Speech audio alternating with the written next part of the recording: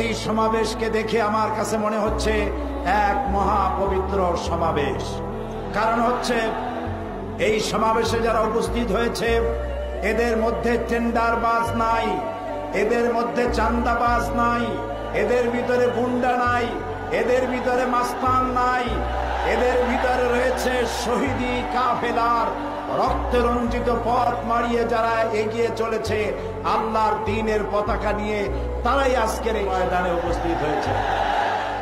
ইসলাম বিদ্বেষীরা চেয়েছিল জঙ্গিবাদকে জামাত এবং শিবিরের মাথার উপরে চাপিয়ে দেওয়ার সর্বাত্মক প্রচেষ্টা চালিয়েছিল। আজকে প্রমাণিত হয়েছে জামাত শিবির জঙ্গিবাদ এক জিনিস নয়, এটা প্রমাণিত হয়েছে। প্রমাণিত হয়েছে সন্ত্রাসী আর জঙ্গিবাদী কারা, কারো সাথে শত্রুতা নয়, সকলের সাথে বন্ধুত্ব। এই স্লোগান নিয়ে ঝাঁপিয়ে পড়তে হবে। তোমরা সবাই রাজি আছো তাতে? আল্লাহ হাফেজ।